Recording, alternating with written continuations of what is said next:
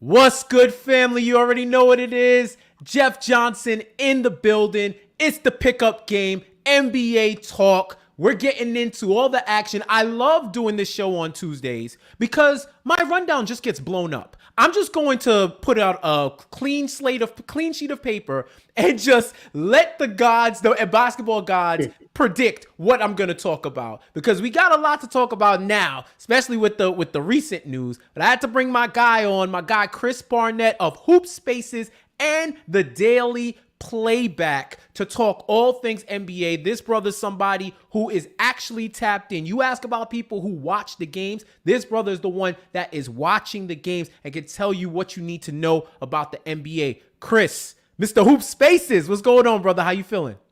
I'm good, Jeff, man. I'm happy to be here. This pickup game you got going on is going to be great. It's going to be one of the big things that a lot of people I don't think are ready for. You're going to get a whole bunch of energy, pop culture, and basketball, and that's just the perfect combination, man. I'm excited.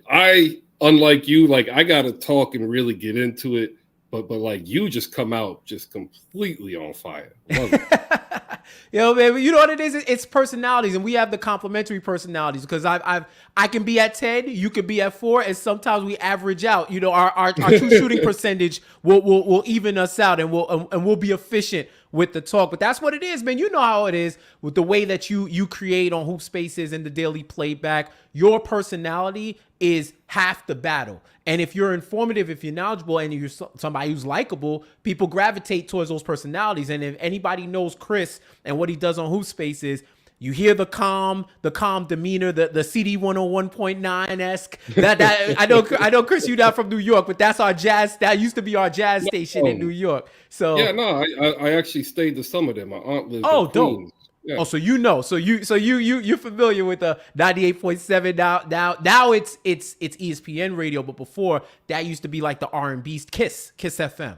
It used to be the R&B station. So yeah, man, you know, Chris, before we go further, just let everybody know what made you want to start Hoop Spaces and how did you get into Daily Playback? Oh man, like it's a long whirlwind story, but the very short, brief synopsis is basketball saved my life, right? It's pretty dramatic, but I'm a disabled vet, and when I came back, retired, I literally didn't have anything to do. PTSD is an actual real thing. I experience it every day, but as a younger person, I didn't realize how bad I was experiencing it. And one of the things that come about with PTSD is the lack of emotional attachment to things you used to love. And the only thing really that kept me going when I first got back that I could actually reconnect with was basketball. So I literally would be up until 3, 4 in the morning watching every single game because it was the only thing that could actually keep me sane. And from there, I just started reading about it more. Watched all the past games that I could find from Oscar Robertson, Kareem Abdul-Jabbar, Dave DeBusschere, Andrew Toney, you know, as the Boston Strangler. I love watching Celtics losses. And it went on from there. And what I also found is that unlike mainstream big-time TV, there's a lack of conversational value. And we've lost the ability to actually have a conversation, a substantive conversation about passionate topics. Right. Because now it's just about hot takes and how you can actually argue back and forth without really saying anything. And it drove me crazy, and that's why I created Hoop Spaces. I got you. And you also can hear him on the Daily Playback as well. What's the cadence for that? It's on Playback TV, and this is going to be where a lot of people are going to go to be able to get a different type of experience. They just partnered with the NBA, so they have League Pass through it. You'll be able to sit down and actually watch live games. There are already people in play, so to speak, to like Nikias Duncan to get you the better information that you want to be as a knowledgeable fan. I'm there to do the daytime show because like no one does the daytime. That's been me for the last 3 years. So at 10 a.m. Eastern, 7 a.m. Pacific, you can come in. You will get everything. We watch all of the games. So if you miss out, you know exactly what's going on. Field questions, get opinions, push propaganda, and have some fun. Oh, propaganda is a must, man. If you don't have the propaganda, like you get laughed at. The gander's glaring. The gander's glaring, and it also leads to some funny conversations. So yeah, the moral of the story right there: find your niche or niche, however you pronounce it. Find your area, thrive within it, and you'll get those opportunities, and you'll find an audience. And that's something that Chris, I'm a part of the Hoop Spaces / Daily Playback community, and it's somebody who drew me to his conversation because we're talking about all basketball, not just the popular teams, not just the teams local to my area, local to New York. He was talking about everybody. Like, he would talk about Magic, Wizards, and go in depth and have fans that are fans of those teams give analysis. And you usually wouldn't get that unless it was a different era, right? Where they were one of the prominent teams. So I think that's something that is a great appeal. And there's nothing more appealing to us, Chris, than breaking news. Breaking news, you gotta love it. Waking you up at 2:00 in the morning to let you know that your national nightmare as a Sixers fan has kind of closed the chapter right now. James Harden been traded to the Los Angeles Clippers. Talking about the whole deal. Clippers sent Rocco, Robert Covington, Nicholas Batum, KJ Martin, Marcus Morris Sr., draft picks to the Sixers. Sixers send out Harden, PJ Tucker, and what's the brother to be named later? I think he's like a rookie or somebody. Petra. It's a stashing player. Yeah, it's Felipe Petrovic or Petrov. Petrushev. Petrushev. And he's a shooter, but he's likely not going to really convey it to the NBA. Oh, he's gonna be Yal Rokas. Rokas Jacubadis. I was so wrong on that kid. I thought he was gonna make it. Hey, he's nice. What I saw in Eurobasket and in the World Cup, he is nice, but it boggles my mind. That's how good basketball is globally, that somebody could be really good but just cannot crack it in the NBA, but will be all world in a whole other country. And enough for somebody, an NBA team, to use their draft pick just so that they can stash you in the country, just in case you become too good to stash, then you can be a rotation player. You know what? And you know who's really good at that? The Warriors. Oh yeah, they got this cat in Brazil named Gui Santos. Like he's Gordon Hayward but Brazilian with flair. Oh man, it's hilarious. So we got Harden going to the Clippers. The Sixers get a lot of expiring contracts. You got a 26 protected first from OKC, 28 unprotected, I believe, and a 27 a 27 protected as well. So 3 first rounders, a couple of seconds.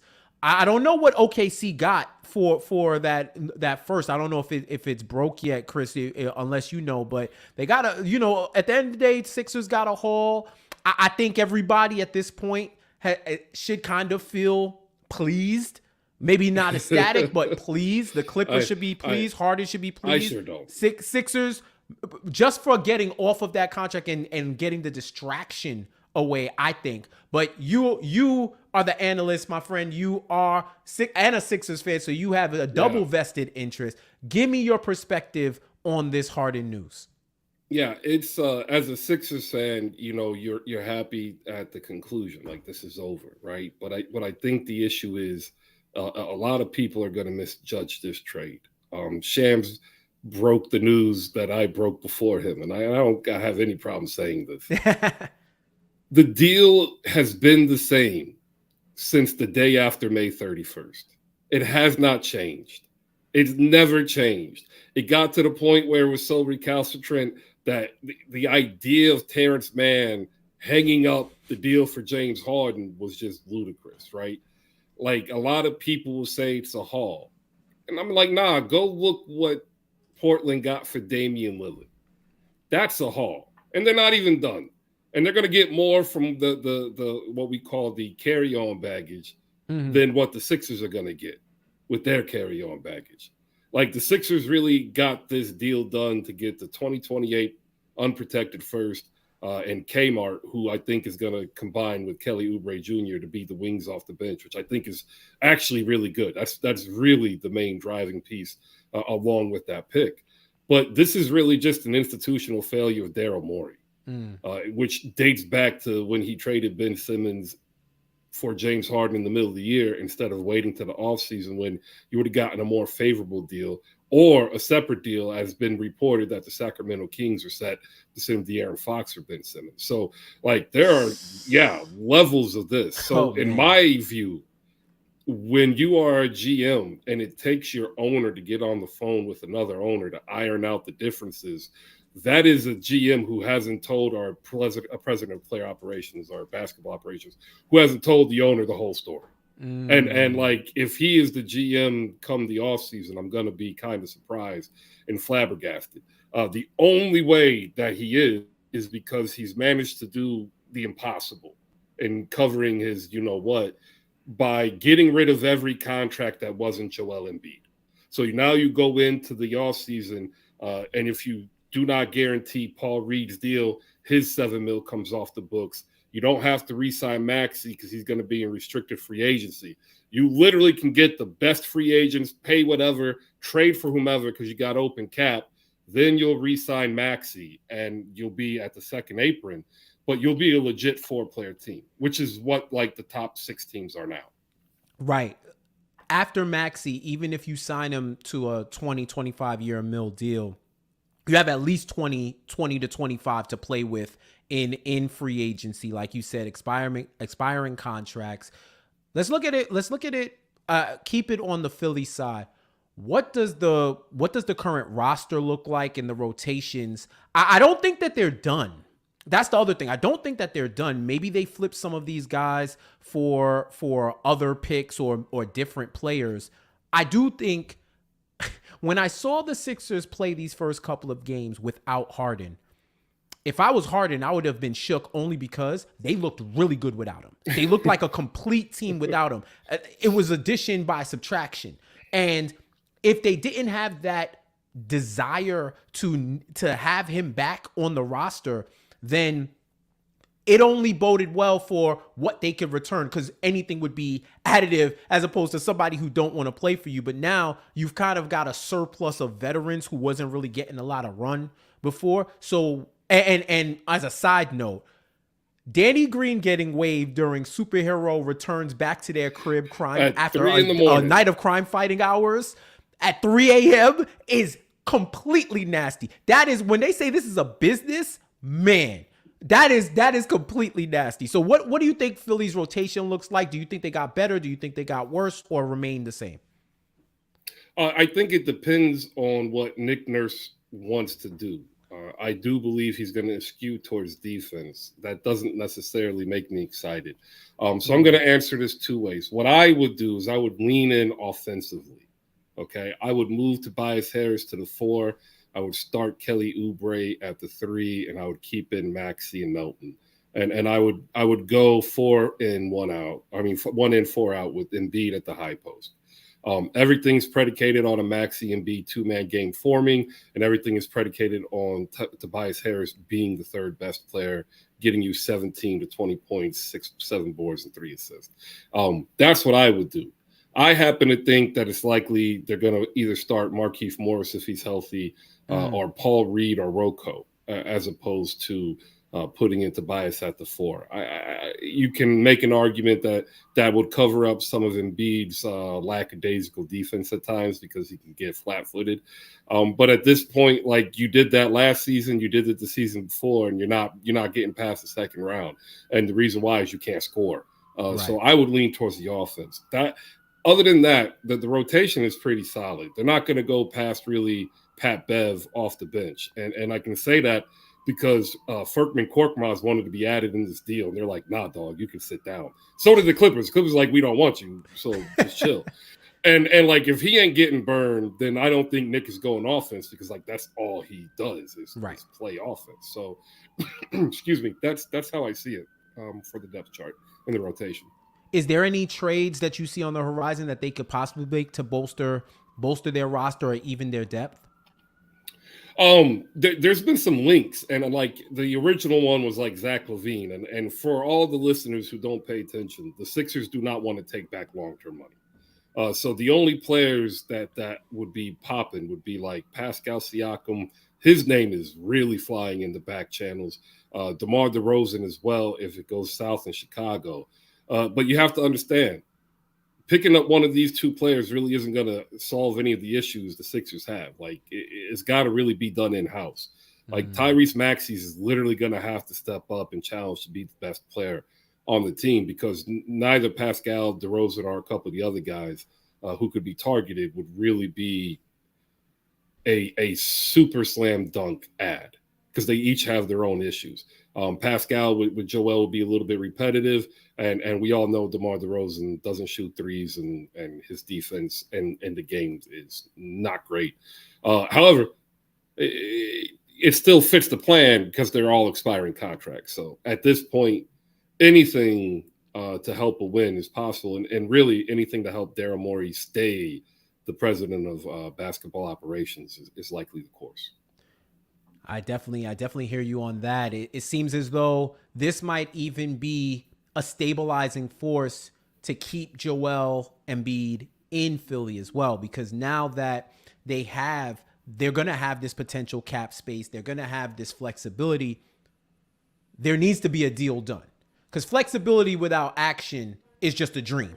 And Joel isn't trying to stay there off of dreams for his entire run. We know that this is a business. Yeah. This is a business. And I think this is probably one of the biggest off seasons coming up for the Sixers in this current run, because you're pretty much, unless something avails itself, a move or whatever shows up that you have to do to take a shot, they're pretty much what you have, your core rotation is going to be what it's going to be. So I'm thinking as always towards the future and what the next moves are going to be. Maybe there's a minor move that can be made to tweak, like you said before. I don't know if it raises their ceiling or the floor, if it even really changes what we think they were going to do. There is a move out there. There's one move out there right now that Daryl Morey should be banging on, and it is at the doorstep of the Indiana Pacers. It's Buddy Hield and TJ McConnell, who are both on expiring deals, and Buddy Hield has already said he wanted to trade, and Indiana Pacers are going to want a first-round pick. Right. The problem with the Sixers is they're playing catch-up. The James Harden trade was skewed to the Brooklyn Nets, and the trade and the draft capital asset, facilitation part. They are just recouping what they lost. So, like, they can't really burn that 2028 unprotected Clippers pick just for, like, a run at DeRozan or somebody else. But if you look at what might make you a legit 8-man playoff rotation, then picking up Buddy Hield and TJ McConnell solves three problems. You can actually put Buddy Hield in the starting unit at the 3, and then that gives you Kmart and Oubre, and then McConnell, who's an upgrade over Pat Bev, as your wing and guard rotation. And then the only thing is, can Paul Reed continue to be a steady backup? If he can't, you still got Rocco. If he can't, you still have Batum. So that makes it a much more palatable existence for Nick Nurse, I think, defensively as well. The issue is, are they going to be willing to give up like that 2026 protected pick, right, plus maybe, a future protected pick that will convey the 2 seconds? And at this point, I wouldn't say yes to that. I think Daryl Morey realizes that he doesn't have any wiggle room, so to speak. And if he wants to keep the seat not from being flaming, he's got to watch what he does. All right. It's interesting times in Philadelphia. I know a lot of the Sixers fans. How did you feel? Were you like good riddance to Harden? Were you sad that it didn't produce what you thought it might, or are you kind of indifferent? Like for me, I'm not as hard on Harden as a lot of people. I'm more hard on Daryl Morey because he is the one that is really the protagonist to this drama. What I will say though is the Philadelphia Sixers are no longer going to play 4-on-5 basketball, and like a lot of people take that as a shot to PJ Tucker, and like quite honestly, it's not. I understand his value. You didn't need to start him to get it. Like that was my problem. You always started 4-on-5, and people were like, "Well, what do you mean?" It's like, well, if he's not going to score, if he's not a threat, like you stagnate your offense coming out the gate, and you have to have Joel Embiid go off, and like that actually tired him out, I think, throughout the course of the year. This, you can't do that anymore. And I think that's going to open up the offense and allow Joel Embiid to actually be the better player that we all know he can. All right. Let's go over to the West Side. Let's go to LA and talk about what this trade actually does for the Clippers. Man, I have so many thoughts, so many thoughts on this for the Clippers side, but I'm eager to hear from you. What do you think is the prospect for the Clippers right now? Because you ask Vegas, they've moved to plus 700 to win the West and 1,300 to win the whole title from 2,500. So, of course, with Vegas, they're assuming the best to entice the bets to come through so that you put all your money on the Clippers and you don't win. But yeah, like now the odds have moved, as which what usually happens when a superstar switches locations. Or a major star, however you want to classify Harden. When a star moves locations, the odds tend to shift in favor of the team that acquires. Yes. But I want to know from a roster construction standpoint, just from an overall organizational standpoint, what do you think about the Clippers acquiring James Harden? I kind of feel bad for Ty Lue in a way. Like, you give him Russell Westbrook, and I love Russell Westbrook. I argue against the Westbrook slander, right? But they play the same position, and you can't play Westbrook next to him and play Kawhi Leonard and Paul George, because that means you only have Ivica Zubac out there for your big man. And the issue that they're going to run into is there's this dude in the West. Like, I don't know if you know his name. He's a really big dude in Denver. Like, he stands 6'11" and like 280. He has a great sense of humor. None of those dudes. Yes. And none of those guys are going to guard him. And like, so it doesn't do anything for that. And then you can make all the headline, quotes you want. James Harden has never had a supporting cast this good. Like, when did Kawhi Leonard and Paul George become a supporting cast? Bruh. So I feel bad for Ty Lue, and I really do. I hope it works out. But I don't necessarily think that they really have a team built to really exploit James Harden's best. However, it will make James Harden a premier facilitator if they're healthy. Like, he could really go in his bag and be like 16 points, 14 assists. But then the issue is, once again, he's older, and he's not been really healthy because he's older. Paul George was injured last year. He says he's on his bully shit. We'll see. Terrence Mann is out with the ankle injury. He was your starting power forward. Kawhi Leonard, enough said, right? Like, I mean, there you go. And then when the problem that you have is you are solely relying on Norm Powell off the bench. Right. Because we all know Russell Westbrook ain't hitting no shots, right? He might push the pace, but he ain't hitting the shot. Amir Coffey, he's a decent wing. He ain't hitting the shots. Like, that's all Norm Powell. And then the question is, if the starting lineup is struggling, does Norm Powell have enough? Maybe, but they got to make another move, and now they don't have the assets really. Right. And or the cap. Don't have the assets, don't have the cap.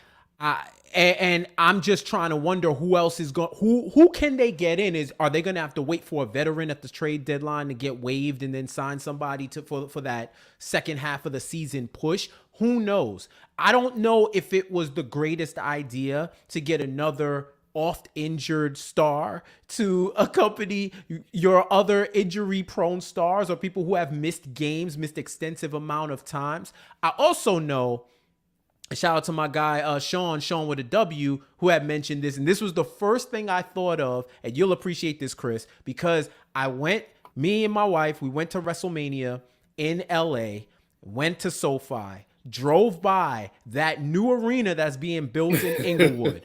All right. It's supposed to be state of the art, one of the best arena stadiums that are going to be built. They need to build their own home, and Steve Ballmer wants to have an attraction in that building. So I can totally understand why they would go get Harden from a business perspective, and then on the court as well. Because when you look at how the Clippers are constructed, they are one of the greatest, I think, in this era. They have to be the biggest what if team that we've had.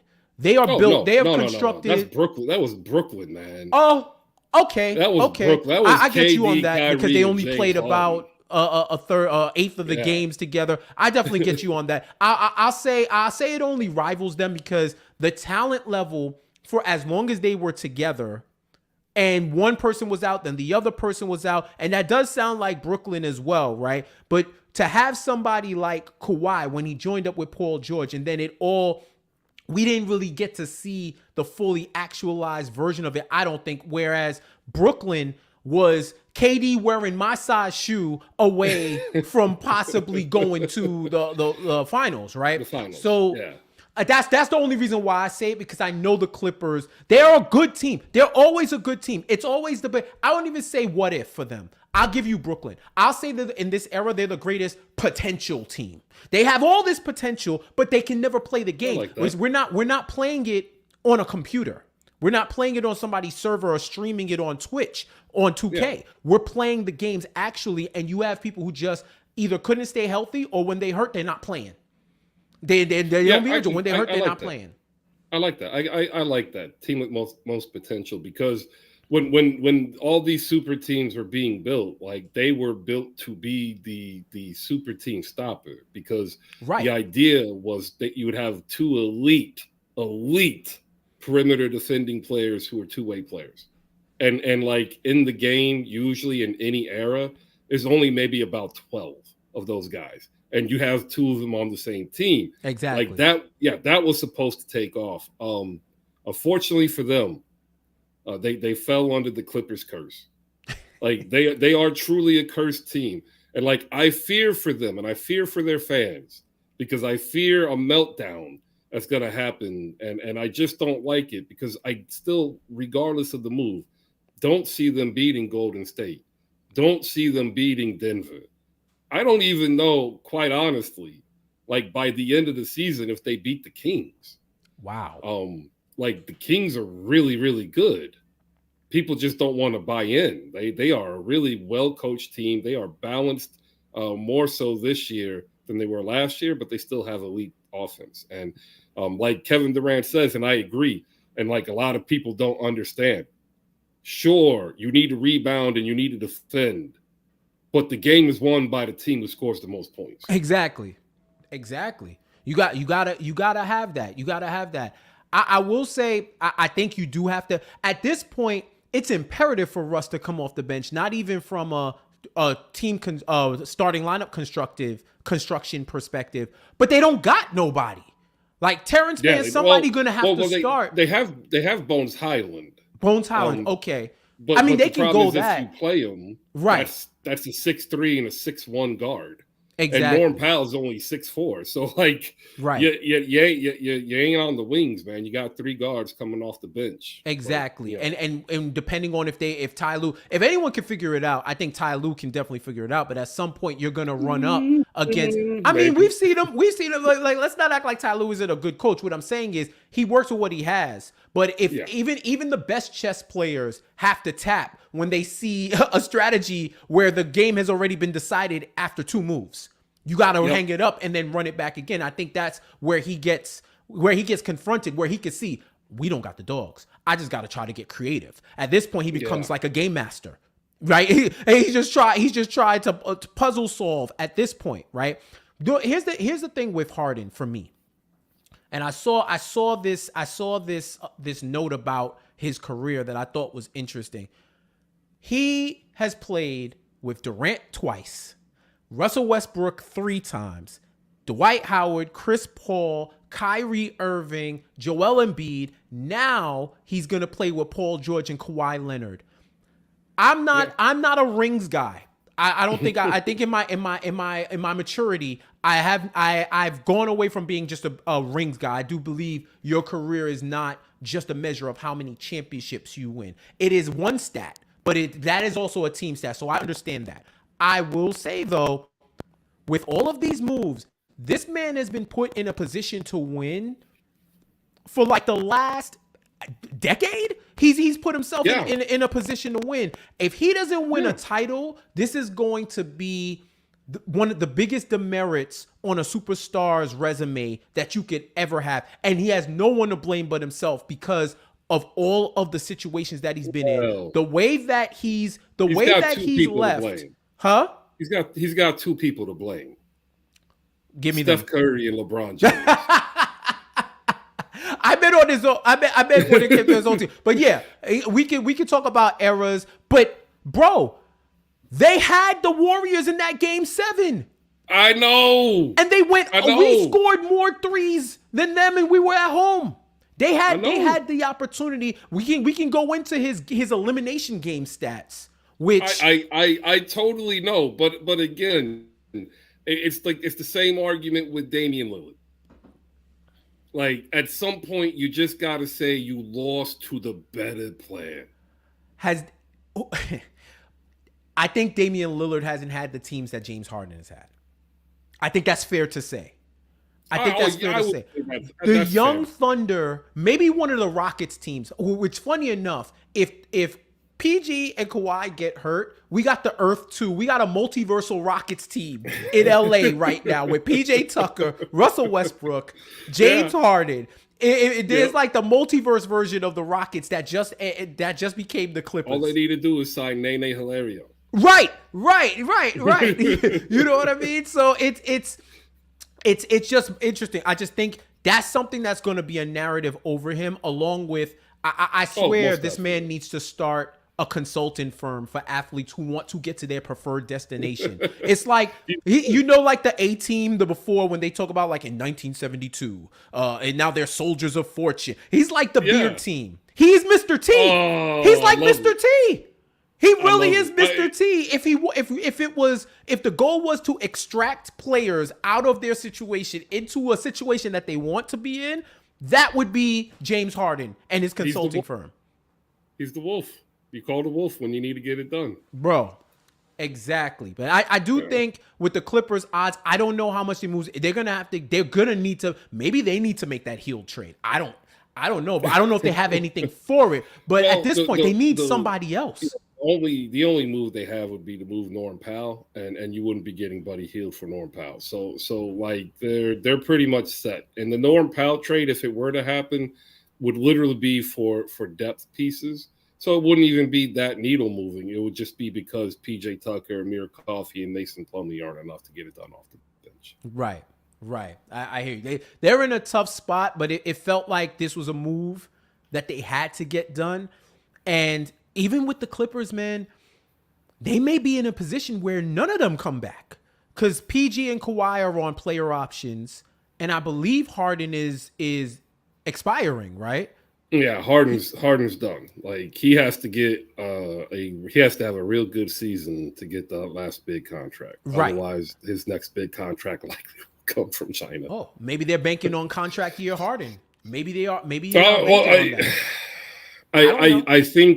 I think what it was in the end is that Steve Ballmer, one of the greatest businessmen in American history, you can go look at the numbers, run it up. There's only maybe about 15 people who has done more than what he's done. Mm-hmm. Looked at the risk and said, I've got 6 teams ahead of me. And that was it. You're about to open up a new stadium. You're going to have your own, legacy. And why not try to start the legacy off with, even if you fail, saying, I'm willing to pay for it. I'm willing to go all in when I see the opportunity is there, even if the risk is high. Let's do it. And it fits his style and it fits his character. Yeah, definitely, man. And it is, when you think about it, it's not really that much of a high risk. I think it's even risk, even reward, because if these guys leave anyway, they were going to leave anyway, right? Yeah. If they're going to leave, they were going to leave anyway. And you you're not going to trade Paul George and Kawhi Leonard unless things completely go haywire. And then you start up the fire sale. But I don't think even he would do that. So you go after it one more year and you see where you at the end of the season. If you have enough cap space, maybe you could be a destination as well. You know, I do agree with you there that it is a pretty good calculated risk. And I think it was one that he saw nothing but upside, because the downside is you're back where you were anyway, to be completely honest. Yeah, bro. So a lot of stuff was going on. A lot of stuff was going on in the NBA this week. We're talking about the first week of the NBA season. One thing that caught my eye, Chris, hip hop legend Flava Flav sang the national anthem at the Milwaukee Bucks game. Shout out to my guy Kaz, who said Flav sang the national anthem and Milwaukee was getting clapped by 20. For those who don't know, he is a musical prodigy. He taught himself 15 instruments as a kid, and really, he's really musical like that. Like he's Flava Flav and Mozart teaching themselves how to play instruments, and there's videos out there of him playing the piano and all that. Like he's really musically inclined. When I heard the anthem, I was like, oh, here we go. But I'll say this: he knew what he was doing. I don't think he executed it at a great singer's level. But if you told me this is what a singer is supposed to do, like this is the technique, it's similar to, I may know a martial art and I may have learned it and I know all the techniques like overhead punch, block, sweep, and I could do it, but I'm not going to look like Bruce Lee, right? Yeah. I'm not going to look like the greatest martial artist. But if you say, hey, that is how you do it, but that it doesn't look good. Right, he was hitting like the runs, the little vibrato. I was like, okay, he made it his own. He made it like he put soul into it. I was like, what did you think? What did you think about Flav's performance? I first have to say the Milwaukee Bucks social team and PR team, the team that put this together, like they know what they're doing. This isn't the first time that they've picked somebody who sings the national anthem in a peculiar style. It is a time-honored tradition, I think, in the state of Milwaukee or Wisconsin. I mean, to do that. I'll say this: the thing that got me was the snapping, because if you watch it, he's trying to hold time and he's off time, but he's snapping, and it's just like I don't know what he's doing. He's on his own time. He's on his own time. Yeah, he's on his own time. Like it is almost as if Albert Einstein's like theory of relativity and how time is not linear based upon the pull of gravity in various places in the universe. That's where he is. Like he was singing, and then it as if it was moved by a black hole over here, and then came back and snapped back, and then just I don't know, man.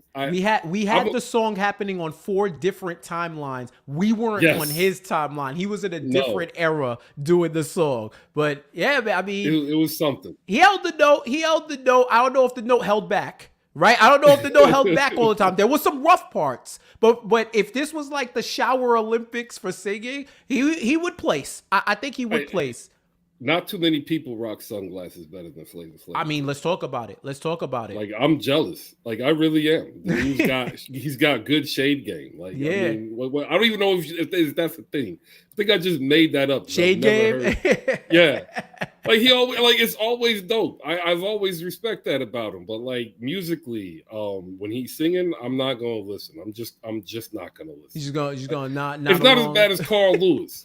I remember that. He blew Fergie out the water. Like I tell you that much. He blew Fergie out the water. This national anthem begs an important question I have for you, Chris. I need to know. Who would you have more confidence in? James Harden in an elimination game or Flava Flav as your last resort to sing the national anthem for the Super Bowl? Or Game 7 of the NBA Finals. I know you don't watch football too much. I'm going with Flava Flav on that. And the reason why is the odds are on my side because like he's just playing against himself at this point. Like James Harden's got to play a team. Like give me the dude who's just playing himself, and I'm all in on that guy. Yeah, man. I think Flavor, and I think he has the Yo, you confidence think to go. do you think he thinks he's the New York Spider-Man when he does that? You know who I'm talking about? That guy. Spider Cuz? Spider Yes. Cuz? You think like I mean, it's that type of irrational confidence Bro, I that don't you even think only he thinks from that. New York. I think he thinks Really? he's Flava Flav. He doesn't need to be a rational confidence. Once you know your Flavor Flav, the sky is the floor. The sky is the floor. And you have nowhere to go but up. And this was a dude who had a reality TV dating show. He was one of the pioneers, What? Flavor of Love.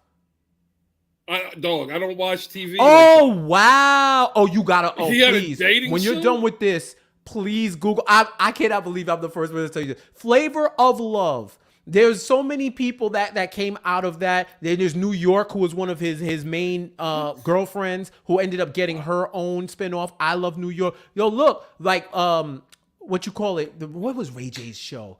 For the Love of Ray J. All of those, like, this was like Ray the J pioneers had a of, show. bro. Yes, man. Yes, like, Yo, like, Brandy's gravity so good, she's getting her brother's shows.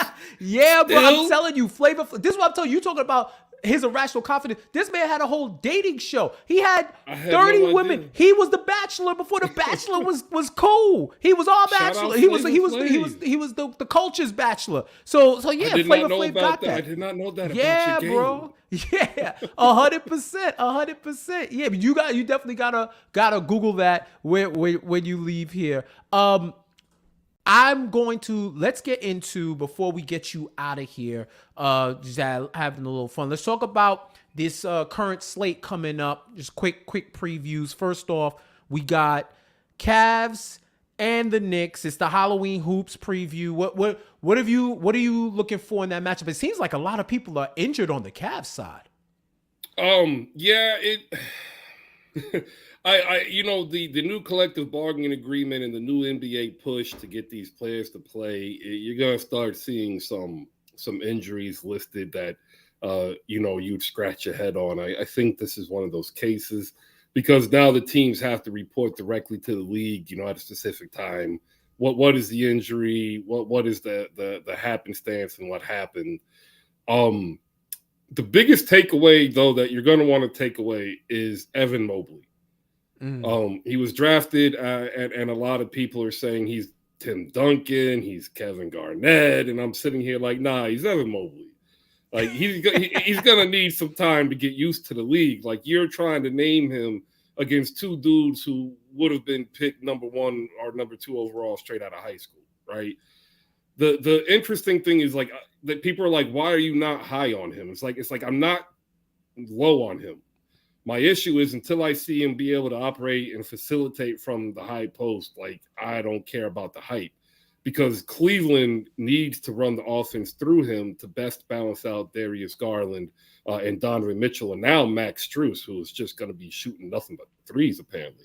Like and it only works if you play from the high post, because if you, I say this, and a lot of people, they don't really necessarily understand it, but I think I can explain it to you. The most powerful force in the game of basketball is a wide isosceles triangle. Mm-hmm. Okay? Imagine you're coming down half court. The point guard or the person who brings it up usually brings it up what we call main line or center line, because it gives you the widest isosceles triangle where you can go left or right. Playing Evan Mobley in the high post, just by basic math, allows you to play that wide isosceles triangle from the high post down. So he can see straight down to the basket, flare to the corners for corner 3, have the defense sink onto him, hit the inverted access out on the wing. And then like the next step in his game is the pump and one dribble mid-range shot. And the moment he does that, and the moment he's able to pass out the high post, it's a wrap. Like, that dude is legit top 10 player, likely giving you 24-10 with 4 assists, 2 blocks, and like he's baby AD. He wasn't doing that until this season. Mm-hmm. And he's only done it once, so I need to see him do it again. Conversely, I was really high on RJ Barrett to the point Knicks fans hated me because I'm like, yo, RJ Barrett deserves the max. Like, he deserves the rookie max. The amount of trash he has to carry at times when he was a rookie and a sophomore player is just absolutely criminal. Like, you can't develop necessarily if you carrying, a sack of potatoes. Like, it's just hard work. And like, then you get Julius Randle, he gets dumped on. He's only given you 2 All-NBA seasons in 3 years, giving you 24, 10, and 5. What do you want? Like, I get it. This is a good team. And people really have to stop and understand and give the Knicks some damn respect. Like, this is a good team, but they're limited. They're limited in a way that Cleveland isn't. And that's what you want to look for, because if RJ Barrett can't ascend to the spot where he is like, yo, Jalen, I'm just as good as you, they're not going to be in it at the end of the season. They're just not going to have the firepower. And they're either going to have to make a quickly and Evan Fournier trade to try to get one more piece and integrate, or you really got to step back and say, we actually might not even have a window. And we got to figure out what we need to do, because you got some great contracts over there. But if you don't have a window anymore, then you just got pieces. And then you got to pick them up. And I don't know if Leon Rose is ready to do that. But in a game like this, you're going to be able to see which team has, the better handle early on in the season. And I'll say this, what you really generally want to look for, the number you want to look for all season is going to be 108 points per game. If the defense is giving up 108 or less, you're going to be probably a top 10 defense. Can Cleveland, can New York do that? Currently, New York is right on the line at 108. Cleveland, there aren't. They're at 115. They need to clean that up. Part of it, Jared Allen is out injured, but, I think he gets back, and they need to get to 108. Because if they don't get to 108, they might be able to outshoot the Knicks. They ain't beating Boston or Milwaukee or Philly. They ain't got a chance. Exactly. There you go. That's the Knicks-Cavs game tonight. Yeah, and I do think they did give up a little bit on the defense to sign Yang and Struz, because they got killed from 3. They got completely dismantled on the offensive end by the Knicks. Mitchell Robinson was out there playing with his little brothers. Jared Allen had one of the best quotes of the year. The lights were just brighter than expected. He kept it too real. For those of you of my reality TV people wanted fans, him traded. People in Cleveland wanted him traded after he said that. They want players to be lying? honest. Right. They want players to be honest, but then they don't want players to give them manufactured quotes, but they don't want you to be too honest, because you should be keeping up a persona or facade of a competitor. Sometimes a competitor got to admit, yo, we got our ass kicked. And that's what happened. And they couldn't, when they had a Coro like, you beat us. It got to the point in game 5 where they were like, we're going back to the Garden. If you can hit 10 threes, you come back with us. And it didn't happen. So they had to sacrifice that. And I think for the Knicks, what I've seen so far, we're just got to see which offensive team shows up. Because it's 3 games, but it's been on and off a little bit. But what I think it's definitely going to be a good matchup. I don't think we're going to get a barometer for how they really match up, because people are out, as is the case sometimes in the regular season. But it's going to be a good game just to see what the potentials could be. Nonetheless, let's talk about. I want to get into Spurs-Suns. Really, for this, man, talk to me about Wembanyama. What do you think? Give me your first impressions. So I started a kerfluffle with some journalists. A brouhaha. A brouhaha had happened. All right, so one of my strengths is being able to give you a comparison between errors and provide context. So I said, and I don't like. There's no joke behind my voice here. He is Kevin. He's Kareem Abdul-Jabbar with the 3-pointer. Like, he is Kevin Willis with Kevin Durant game. Like, what do you want? He can do. He's 7'4" with the 8-foot wingspan.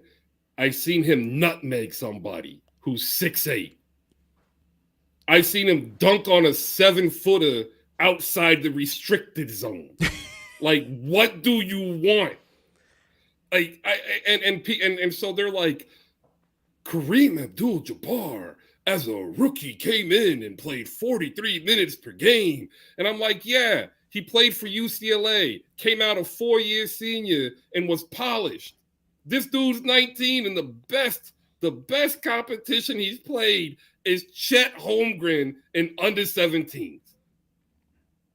What would Kareem Abdul-Jabbar average in 2023 as a 19-year-old whose best competition was Chet Holmgren at the under 17s? Not even in college, not as a rookie, under 17.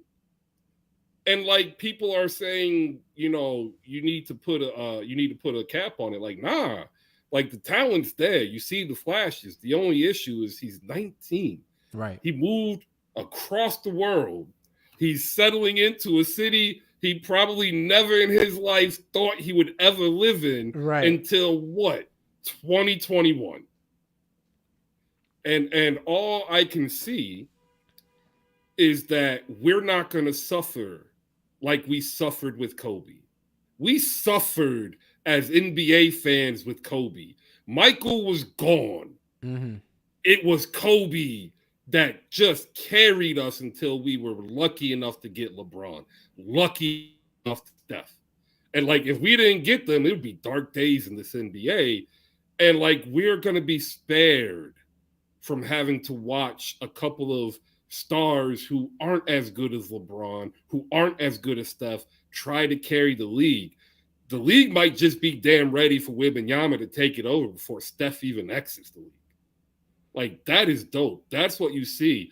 And then on top of that, if you haven't been paying attention to the Spurs, they did some Spursy things the last 4 years. Yeah. They got a dude they drafted for power forward starting at point guard. Next year, the dude's going to average a triple-double with like 2 blocks and 2 steals. They got a kid in the G League, Sissoko, who's a wing, and he ain't going to even sniff the Spurs until next year. Next year, he'd be like a top 8 pick. They got Malachi Brannon. That's a 3-position player. Keldon Johnson, a lot of people, didn't think he was good coming out of Arizona. Dude was a legit 20-point scorer the last 2 years, including shooting above 40% from deep. They just signed Zach Collins, and people are like, I didn't even know he was still in the league. He's like, you ain't watching San Antonio. Like, he just hasn't been healthy, but when he's been on San Antonio, like, he is the perfect vet. Perfect. And like, they did it again. They got rid of the people who whined and complained and said, I ain't about that Greg Popovich. I'm going to drink my red wine and eat my medium rare steak, and you're going to listen to my stories. They got a whole bunch of young dudes who bought in, and like, they're going to be better faster. And you're going to see that against the Suns, because the Suns only have one way to go, and that's down. Like, that's it. They started at the mountaintop. They ain't going any higher because you got to win the chip. Do you think they're going to win? Because I don't. Like, I don't think they beat Denver. I just don't. I don't think they beat Golden State. I just don't. Can they? Maybe. Ooh. You don't think that they have the guns to go up against Golden State? Josh Okogie ain't dropping 19 when you have Beal, Booker, and KD. Like, on Golden State, you literally can have Steph go for 41, Clay go for 34, and then still get like 30 points between 3 players just hitting threes. And that's 90 points. Chris Paul dropping a calm 12 assists just because he's Chris Paul. Bench players. Listen, the Warriors are reminding a lot of people, this might be their y'all must have forgot season, because even watching them early, like Steph, we ain't even at game 5 yet, and you making people look like blow up inflatable buddies that be at the car dealership. Supposed to be one of the best perimeter defenders at that. He had that man doing the cha-cha slide. He was doing the cha-cha slide and the hokey pokey at the same damn time. I that's why I'm not. If you tell me you don't think that the Suns can beat the Warriors or the Nuggets, I'm not gonna battle you on that, only because I think the West is both a bear and completely wide open. I think it's completely wide open, at least at the top. I could see at least 3 or 4 teams that can make a legitimate shot, depending on what seeding happens and depending on health. Health is the name of the game. Really, health Yeah. is the name of the game for all of them. But going back real quick to Wembanyama before, I had Magic Clippers going up, but vibes. Maybe if you have something cool to say about the Magic, we can talk about them. The Magic should have won that game against the Lakers last night. Yes. And for all of you who don't watch the Magic, understand what happened. Paolo Banchero hit his sophomore slump. He hit his sophomore slump early. They lost by 3 points.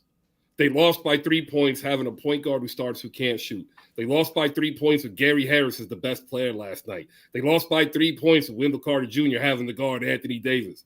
Like, this team can literally run a lineup where Paolo Banchero and Wendell Carter Jr. are the two shortest people. The switchable wings. It's almost as if they got a younger version of what the Nets are trying to do, but they have more positions. If that makes sense, it's feels like the Nets are just give me every 6'7" dude. That's good, and put them all on the same team, and we'll figure it out. But they at each position, what is it? Point guard, wing, big. I'm trying to think what cleaning the glass categorizes them as. So this is a lineup that they can throw out. This is a legit 5-man lineup too. Legit. Franz Wagner at your point guard. Paolo Banchero at your shooting guard. Jonathan Isaac at your small forward. Mortis or Wendell Carter Jr. at your power forward and center. 6'10", 6'11", 6'11", 6'11", 6'10". The most slow-footed dude on that is Mortis Wagner, Fran's brother. Right. But then, at that point, who cares? You're playing 5 7-footers. Bro, they ran that lineup just for vibes against the Knicks once. I think Mo Bamba, that was when Mo Bamba was still there.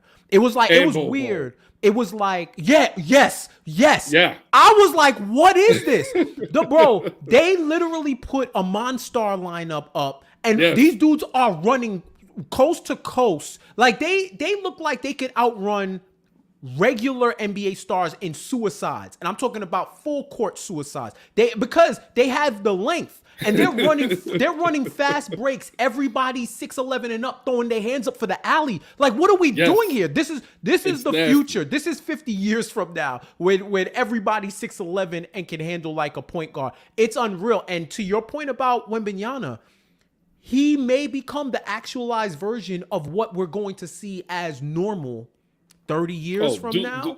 Dudes 2K come to life.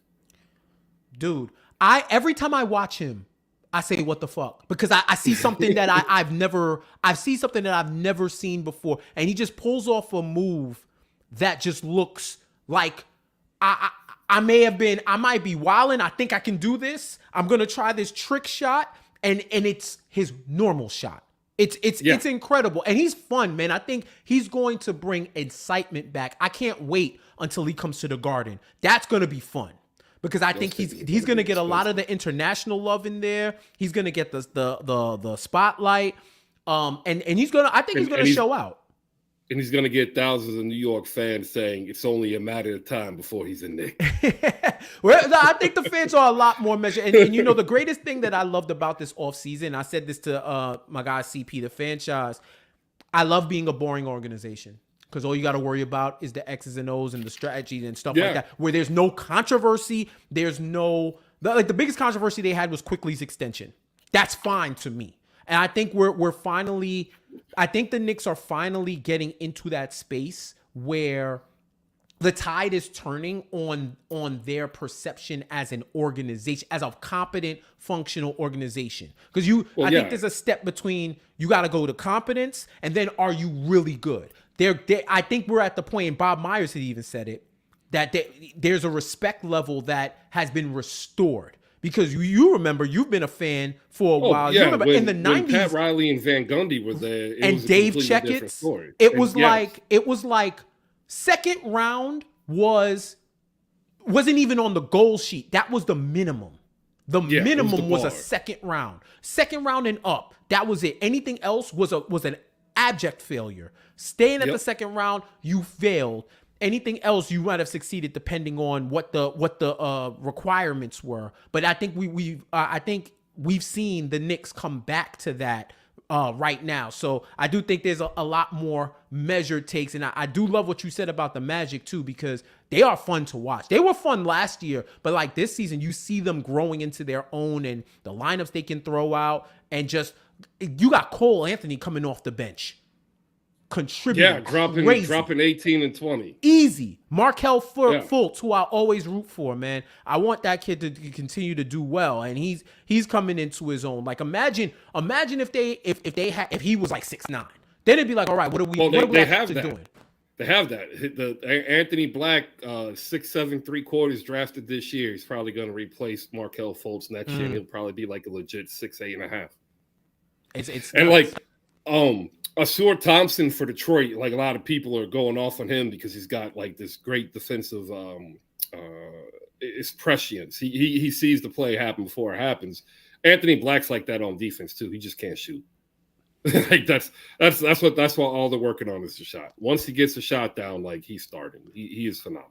Player development is the name of the game, and building within is how you start to get on your journey to being a championship organization. What is it? Draft, free agency, but mostly a lot of these teams are developing within. So you have the Magic, and they're going to come up in a couple of years with a lot of decisions, but they are in a perfect position if everything goes right to claim one of those top spots in whatever the future of the Eastern Conference looks like.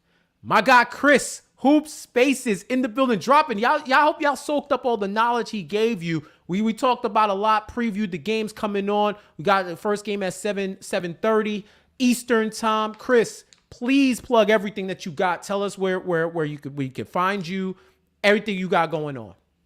All right, yeah, man. You can find me, first of all on Twitter.